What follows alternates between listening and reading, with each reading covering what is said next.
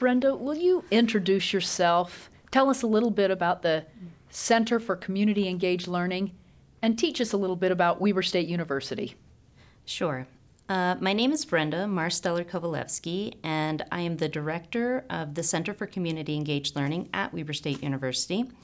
I came to Weber State as a faculty member in sociology, and I still hold a faculty position within the department. However, my main responsibilities on campus are really to direct community engagement work at Weber State. The Center for Community Engaged Learning is a center that really is built and designed to get students engaged in the community. They're really supposed to be taking their knowledge, their talents, their skills that they're learning here at the university and transferring them out into the community to meet some need, address some issue of public concern. We do that through three particular community engagement pathways. We get our students engaged in service, democratic engagement, and community research. And the reason why we do that is because we really feel like if there's any issue of public concern that anyone is trying to address, you need to have people with boots on the ground really doing direct work. You need to have some research with and for the community organization to understand what are the consequences, what's the issue first, and then what are the consequences of that issue and for whom. And then you might want to take that research and actually apply it and create some kind of systemic change. So you have to understand the systems within which we're working. So we're hoping to give our students a little bit of a taste of all three of those pathways of community engagement and how to address issues of public concern. We do all of that at Weber State University, which is situated in the western part of the United States in Ogden, Utah. We are a very teaching-focused institution. We serve about 26,000 undergraduates. We are a public institution, and we serve two purposes in our community. We are the community college for Northern Utah, as well as the regional university, where we award bachelor's and master's degrees, as well as associate degrees, which are typically 2-year degrees. We have about 800 full-time and part-time faculty at Weber State, and we have 3 core themes that we really focus on as an institution.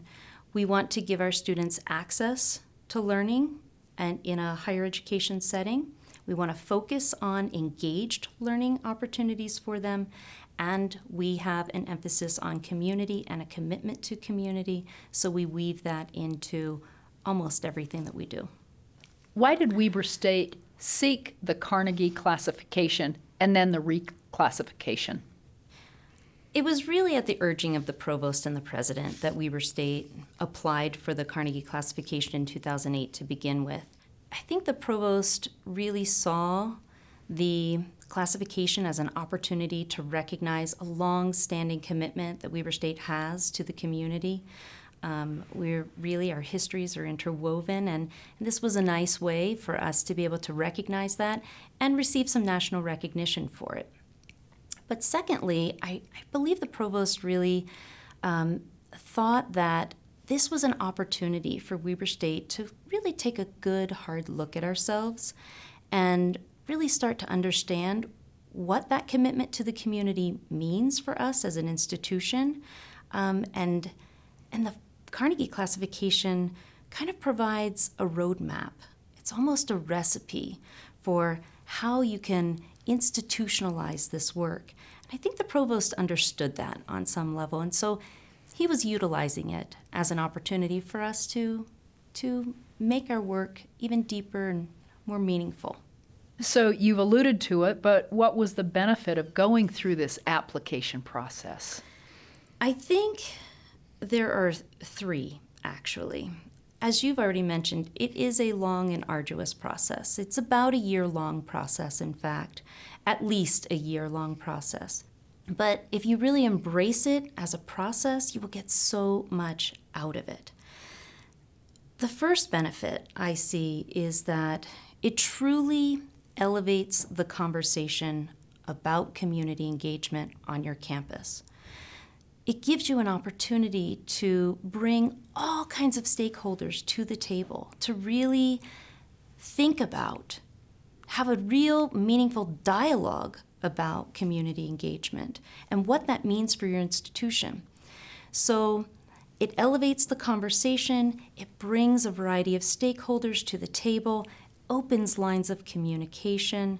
So it's just this wonderful forum for advancing community engagement work. The second benefit to going through the process is I really believe it builds infrastructure. So I mentioned before that the framework itself is almost like a roadmap. It truly can be utilized if you utilize the process to build the infrastructure that you don't already have.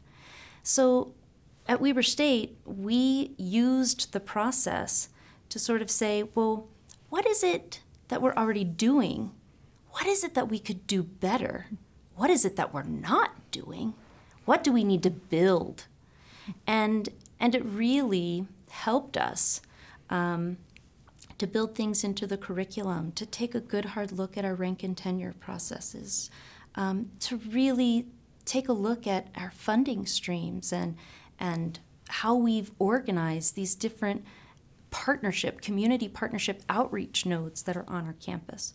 So building infrastructure, the process can really help institutions do that. Thirdly, I would say that the process really generates momentum. It generates momentum and it sustains it. So the first time that we went through the classification process in 2008, we were generating momentum. I mean, we were just getting people excited about this work. People were coming to the table saying, hey, yeah, I do that. I want to be a part of that. By the time we're reclassifying in 2015, that momentum is being sustained because people are coming to the table saying, yes, not only do I do that, look at what I've done since the previous classification. And oh my gosh, it's even that much better. And so really, if you see yourself as a work in progress, and you use the process, the application, the Carnegie classification application and framework as sort of your guiding principle, it really allows you to continue to not only generate but sustain momentum for this community engaged work. What was the benefit of actually achieving the classification? There have been many benefits, actually, but I'll probably only talk about 3. I really think the first major benefit of the Carnegie classification for Weber State has been our ability to define our campus priorities. It has given us the language, it has given us a point of pride, it has given us just a platform for us to be able to say, yeah, this is who we are. This is what we do. We're a community-engaged campus. So in 2008, when we were applying for the first time, we knew this about ourselves. But when we received the classification, we had an external third party legitimizing that claim. And so it gave us the ability to embrace this and really talk about who we are. And we were able to establish community as a priority. If you think about our core themes, I mentioned access, learning, and community. Prior to 2008, community wasn't a core theme. After we received that classification, community is clearly articulated as a priority for our institution. In between 2008 and 2015, we changed presidents at our institution. The fact that we had this Carnegie classification for community engagement became an important part of the presidential search process. Presidential candidates were talking about it, the committee was talking about it. So it really gave us a chance to talk about our priorities and identify them and utilize the classification. Secondly, I would suggest that another major benefit of the classification is that it created stronger partnerships with our community organizations. We already had strong partnerships, and the classification gave us an opportunity to make them even more public and more celebrated. So in 2008, when we were going through the process, we didn't involve partners in the actual application process, even though we were celebrating our partnerships with them. By 2015, we're involving partners in the application process, and they then were able to see and catch the vision for this partnership with the university and what it would really mean for them.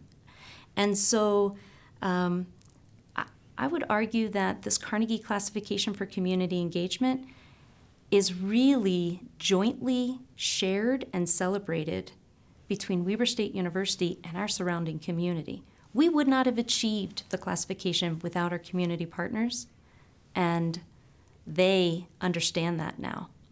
So I think that's another major benefit of the classification. Third, I've already said it. It is a major point of pride for Weber State University. And we talk about it and we publish, our Carnegie classification. It's on our websites and we put it in our printed materials, and it is a major point of pride. So those are our major benefits. So what would you recommend to a campus considering the application process? I would say, first and foremost, do not think about this like an application. An application is a speed bump. Check. It's something that you have to do. It's not an application. It truly is a process. Embrace the process. Leverage the process. Utilize it to create that momentum. Utilize it to create these conversations, these dialogues, to elevate the community engaged work that you want to accomplish on your campus. Not an application. Invaluable process. First thing I would say. Secondly, I would suggest be as inclusive as possible. Bring as many voices to the table as you can on and off campus. Find people on your campus that might even be marginally doing this community engaged work and invite them to the dialogue. Invite them to engage, because more often than not, what we have found in our experience is they're doing the work, they just didn't know it. And partners, community partners, include them in the process. They bring a completely different perspective. They see the work completely differently than we do at the institution. There's a level of excitement and celebration that comes from the community that I didn't even realize was going to happen in the process. So be as inclusive as possible. And then my third recommendation would be access the framework, that Carnegie Classification framework. Even if you don't think your campus has everything in place to actually meet all of the criteria, access that framework, because that framework truly is a roadmap for how you institutionalize community engaged work in higher education. It too is priceless. Brenda, thank you. Thank you for leading the charge to bring the Carnegie Classification here to Weber State University. Thank you, Allison.